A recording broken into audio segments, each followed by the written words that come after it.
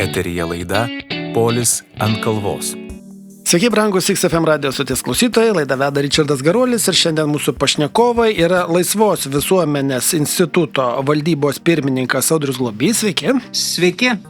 Ir šio instituto direktorė Diana Karvelienė. Sveiki. Na, pirmiausia, norėčiau Jūs pasveikinti su pergalė. Jūs kreipėtės į teismą dėl Socialinės apsaugos ir darbo ministerijos sprendimo neteikti Jums finansavimo dėl tokių, kaip Jūs teigiat, ideologinių priežasčių.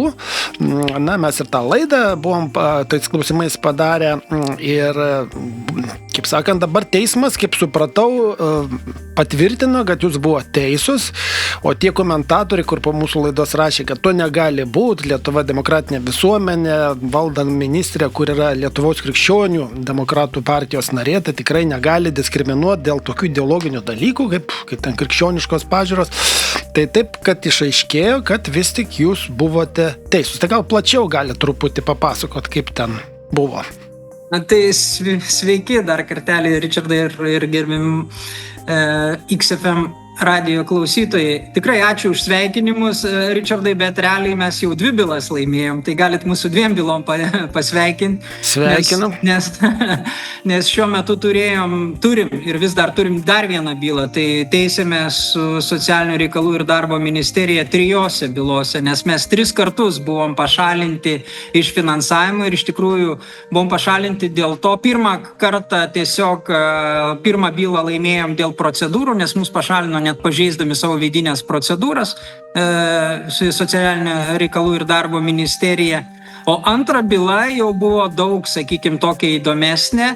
Tikrai jinai ilgiau tęsiasi, nes pirmoje instancijoje mes buvom pralaimėję tą bylą, nes buvo patenkinę Socialinių reikalų ir darbo ministerijos, kaip sakyti, atmesti mūsų pretenziją. Tai va čia buvo apeliacinė ir džiugu yra tai, kad tai yra neskundžiamas aukščiausio teismo sprendimas. Šitas yra. Ir jau šitoj byloj buvo tikrai aiškiai pasisakyta, ta prasme, kad realiai tokią bendrą išvadą galima daryti, nes mes buvom pašalinti dėl to, kad anot ministerijos mes netitikom tam tikrų ministerijos nuostatų. Kitaip sakant, ir ten buvo tokie nurodyti motyvai, nes mes pasisakom prieš partnerystės įstatymą, prieš Stambulo konvencijos ratifikavimą ir kitais klausimais, ir tokiu būdu mes užsiemam diskriminaciją.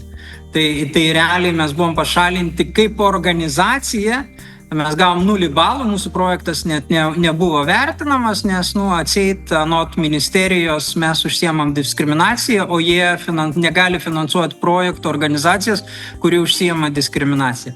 Tai teismo sprendimas faktiškai galima interpretuoti taip, kad ne mes užsiemam diskriminaciją, bet mus diskriminavo dėl pažiūrų.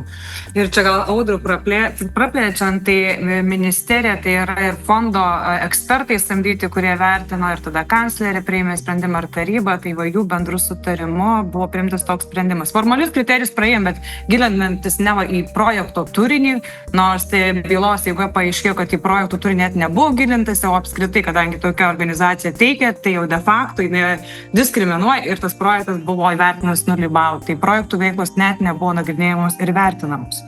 Tai, žinot, Ričardai, man va taip, kai aš žiūriu, aš, kaip sakyt, man jau 54 metai greit bus, dar prisimenu sovietmetį, nes mokyklą baigiau sovietmečiu, universitetą įstojau nepriklausomoje Lietuvoje. Tai man, neturi faktų, bet, kaip sakyt, toks kvapas yra, žinot, kaip tarybiniais laikais būdavo partinis nurodymas šitiem, pašalink, nes neduot, nes jie, netitinka partijos linijos ir nėra čia ko, juos finansuoti, ar ta prasme dar kažkokiu tai sankcijų. Tai aišku, nėra faktų, kad buvo ten nurodymai, bet iš tikrųjų tai labai panašu į tai, nes panašu, kad tai ta pozicija, kurią užima Laisvos visuomenės institutas, jinai tiesiog netitiko ir, ir dėl to mes buvom pašalinti. Nes įdomu yra tai, kad mes tuose projektuose paraiškas teikiam daug metų.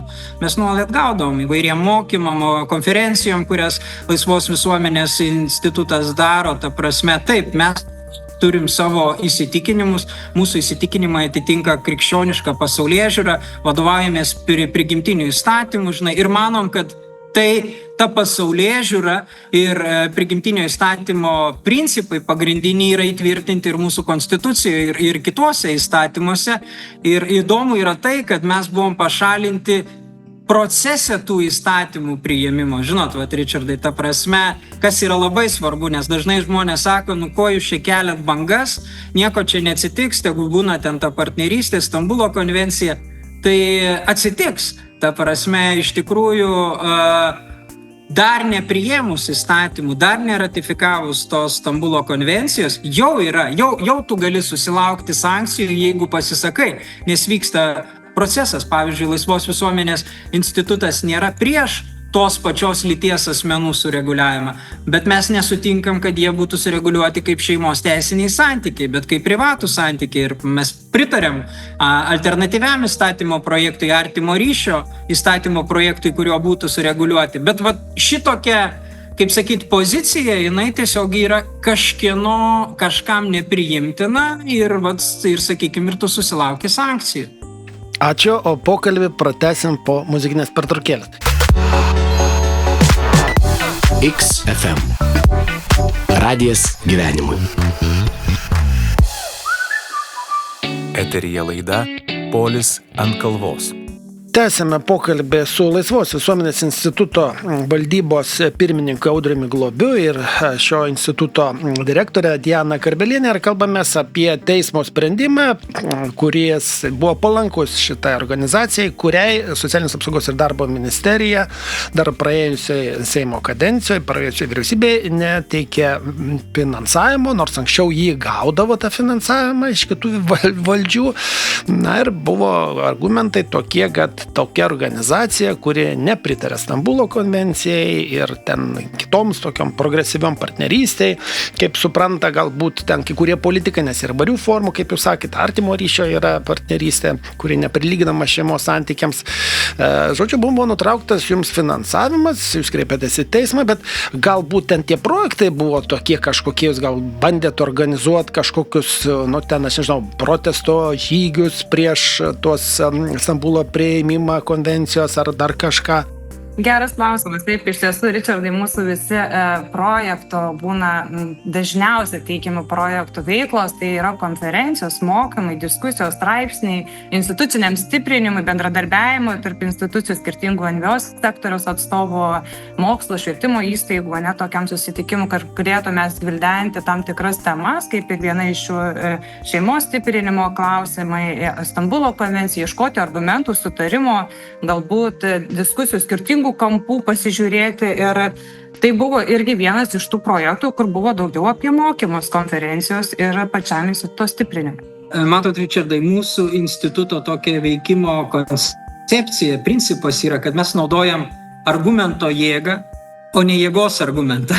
Žinot, ir va čia šitie procesai, kurie vyksta ir dėl partnerystės, tos pačios lyties partnerystės įstatymų priėmimo ir Stambulo konvencijos ratifikavimo, jie iš esmės keičia mūsų visuomenėje pagrindus. Nes, žinot, va, šeima yra visuomenės ir valstybės pagrindas.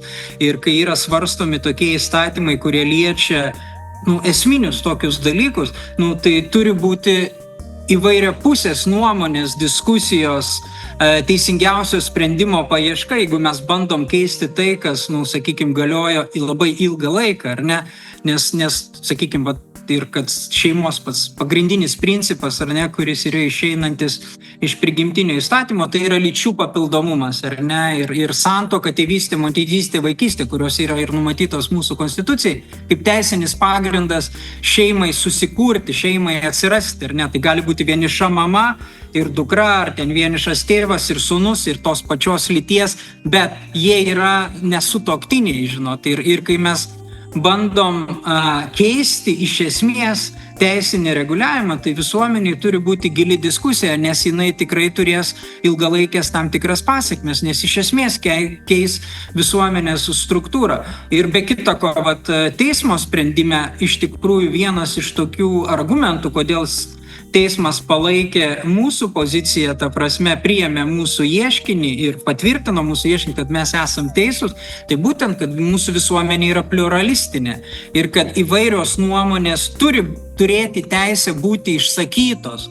ir ta prasme ir už tų nuomonių išsakymą nei organizacijos, nei asmenys, jeigu jie laikosi įstatymų, jie negali būti sankcionuoti.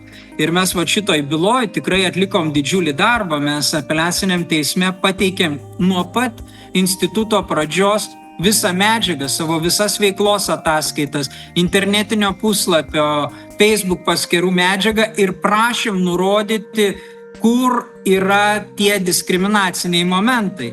Ir ekspertai negalėjo įvardinti. Žinot, kalbama taip aplamai, bendrai galima daryti prielaidas, galima jausti, galimai.